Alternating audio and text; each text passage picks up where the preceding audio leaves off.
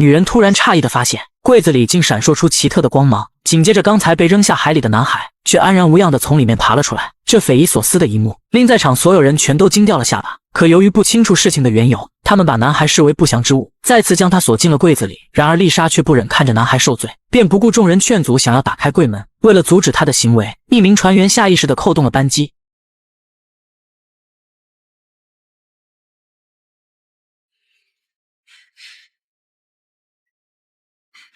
眼前的一切竟全都戛然而止，除了丽莎之外的所有人都被定格在了原地。片刻后才意识到男孩还在柜子里，他转身打开了柜门，询问是不是他手中的金字塔将空间凝结，可对方却再次沉默，只是拉着他的手离开了这里。两人在走廊上看到乘客们像是中了邪一般，踏着整齐的步伐朝着甲板上走去，无论别人怎么喊都完全听不见，接着竟前仆后继地跳进了海里。两人回到房间后，丽莎提出了疑问，这些人到底在做什么？此时男孩终于说话了， I can't tell you. You'll have to ask the creator. 然后打开房间里的暗格，男孩先走了下去，并示意他跟上。丽莎看着他拿出了一只甲虫，甲虫朝着一面墙走去，原本贴满瓷砖的墙壁竟变成一扇门，男孩渐渐消失在门里。看到这一幕，丽莎也紧随其后，这才发现是一个很长的通道，通道的尽头仿佛是另外一个世界。他鼓起勇气朝着尽头走去。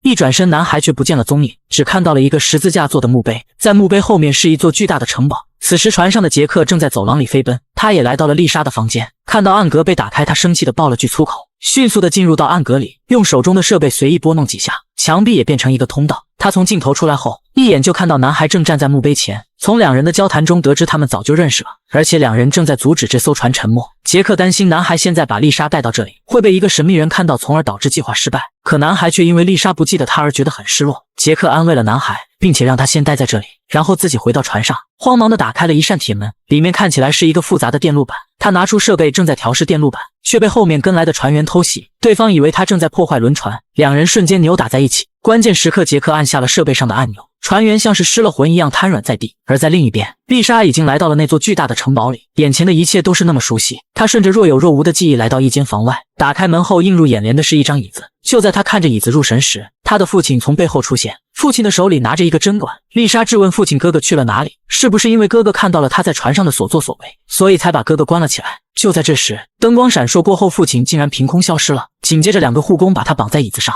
并给他注射了黑色的液体。等丽莎再次醒来时，他已经回到了房间里。他立刻找到船长马特，将自己的猜想说了出来。 I think that this is some kind of experiment. My father devoted his life to the study of human behavior. He's obsessed with understanding the brain and all its functions.He was never interested in owning a fleet of ships.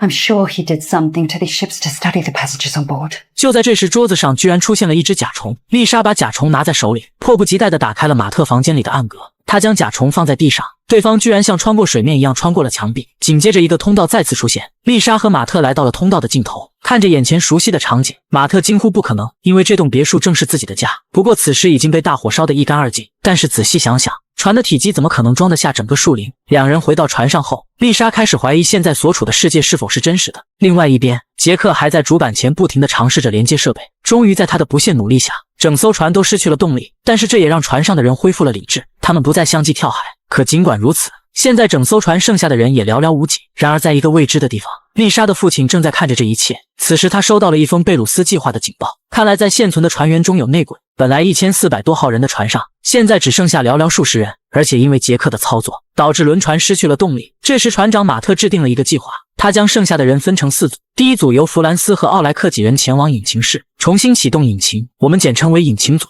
第二组2位神父和副船长待在驾驶室，继续向外发送求救信号，我们简称为求救组。第3组去船上的其他角落搜寻幸存者，我们简称为搜寻组。第4组则去寻找男孩的下落，由马特和丽莎负责，我们简称为寻找男孩组。任务分配完毕后，大家开始朝着目的地走去，但是穿过走廊时，却看到天花板上出现了神秘物质。就在有人想要触摸时，却被杰克言辞阻止。 We don't know what it is, what it does.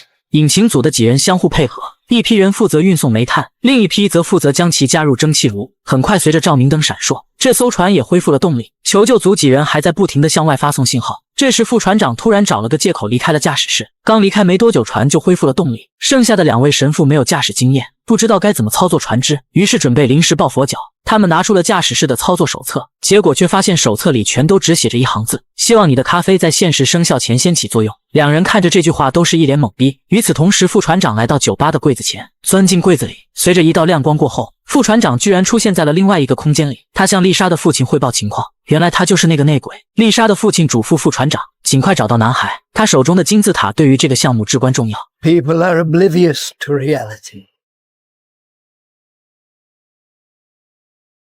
They only see what they want to see. Imprisoned by their mind's restrictions.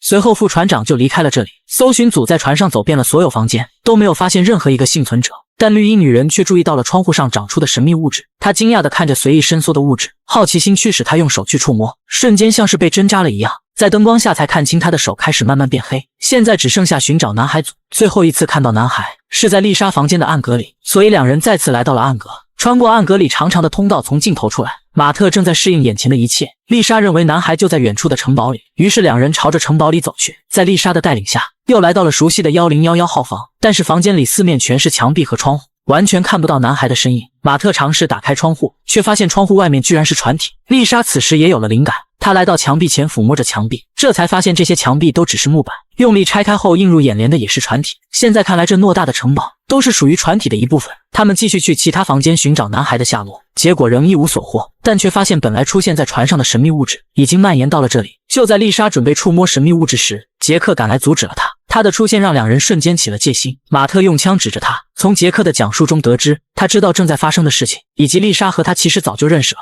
只不过丽莎又把他忘了。I'm not gonna let this happen again. I'm not gonna leave you again.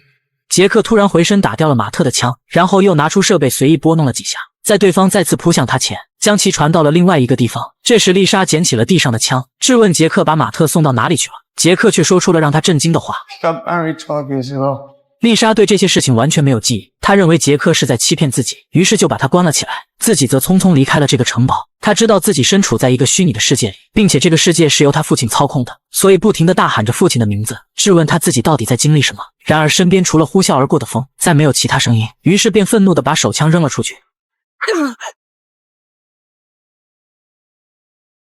没想到竟砸到了一块玻璃墙壁，他走上前仔细观察，发现空间之间居然有缝隙，顺着缝隙用尽全力把这块空间掀开，居然撕下来一块显示器，但是在显示器的后面依然是船体，而杰克被丽莎锁在房间里，正门走不通，便拿起钢棍撬开了窗外的船体。只见里面线路错综复杂，他顺着线路之间狭小的空隙朝着前面走去，没多久就看到了一扇门，打开后进入了一个陌生的地方，面前有一口井，他观察了四周，然后跳入了井里，里面还是一个布满线路的通道，顺着通道来到了一个冰天雪地的世界。突然面前的空间像是卡了 bug 一样，闪烁了几下，他意识到那是一个铁门，尝试将铁门打开后又出现了一个通道。不知过了多久，他从通道的另外一端出来，径直跑到了一个十字架墓碑前，他掀开了墓碑下面的棺材，这才看清楚原来棺材只是一个入口，棺材下面是一个小房间，男孩就藏在这里。从两人的交谈中得知，原来小男孩是杰克和丽莎的孩子。男孩强调一定要救出妈妈，让循环结束，但前提条件是要先找到密码。说罢，杰克便离开了这里，准备前去寻找丽莎。此时的丽莎已经回到了船上，但是海面上却出现了风暴，风暴的威力很快就会把这艘船掀翻。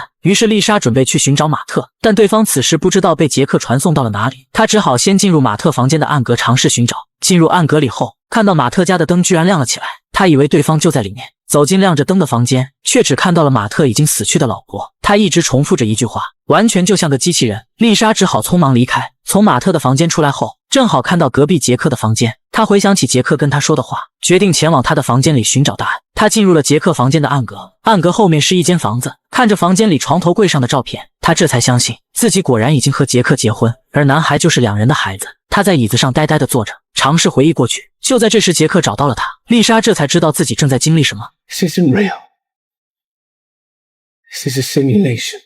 他们的航行只是一次模拟，每次模拟会经历8天，现在模拟已经运行过几十次了，没有任何一艘船成功抵达目的地。距离这次模拟结束还剩下21分钟，两人迅速回到了船上。如果想要终止循环，就要找到密码，而那个密码正是丽莎项链里的钥匙。只要将钥匙插进男孩手中金字塔的锁孔里，丽莎就可以从模拟里脱身。两人准备再次穿过暗格去寻找男孩，却发现暗格已经消失了。就在这时，他们听到了话外音 You come far this time. Nevertheless, you fail. Again. 丽莎的父亲宣布他们已经失败，因为关键道具在男孩手中，而此时男孩已经被副船长抓到了他的面前，金字塔也落到了丽莎父亲的手中。此时的轮船正在被吸入一个漩涡，但它并没有被吸入海底，而是从另外一片海域出现。这里停靠着前几十次模拟所使用的船，众人纷纷来到了甲板上，朝着隔壁的船看去。没想到马特就在隔壁的船上，还剩下21分钟，这个模拟世界即将毁灭。当众人知道他们只是模拟程序，都一脸不可置信，难以接受自己只是程序的一部分。为了证明自己是活生生的人，他们一起去找离开船的出口。此时丽莎拿出了那把钥匙，她认为这把钥匙的作用就是带领大家离开这个模拟世界，但光有钥匙没用，还要先找到金字塔。她只好再次进入暗格里，不料她自己房间的暗格已经消失了，便只好来到隔壁杰克的房间碰碰运气。没想到他房间里的暗格居然还在，他和马特一起进入到暗格里的房间。丽莎根据先前的经验，知道这里的墙后面都藏着秘密，于是就撕开了木板做的墙壁，一条通道出现在两人面前。顺着通道，他们从另外一个出口出来，眼前正是熟悉的城堡。两人进入城堡里寻找金字塔的线索，没想到副船长也紧随其后出现，他拨弄手中的设备，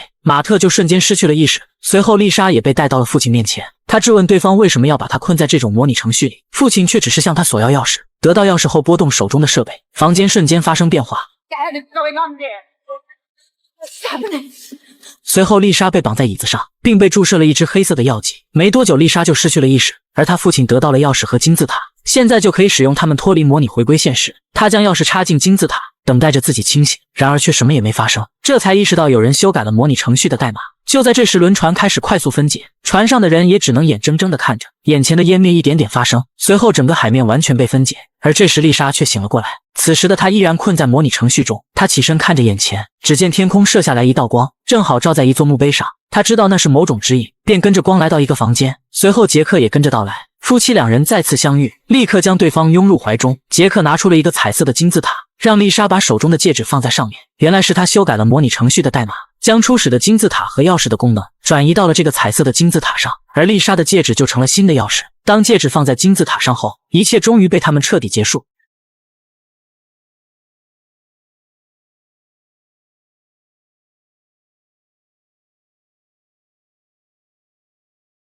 丽莎从现实中醒来，发现周围全是贝鲁斯号上的同伴，但此时他们仍被困在虚拟世界里，而透过房间的窗户向外望去，竟是一片浩瀚的星空。原来所有人都身处在一艘宇宙飞船里。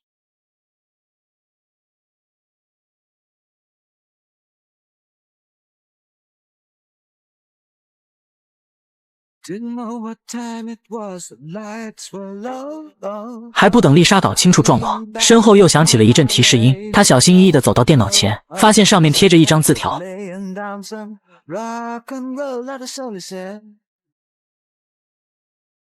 Then the loud sound it seemed to fade, came back like a slow voice on a wave of fate. That one no DJ, that was 至此，本季结束。按照美剧一贯的尿性，很多未填的坑，应该都是为下一季所埋的伏笔。感谢您的观看，我们下部作品见。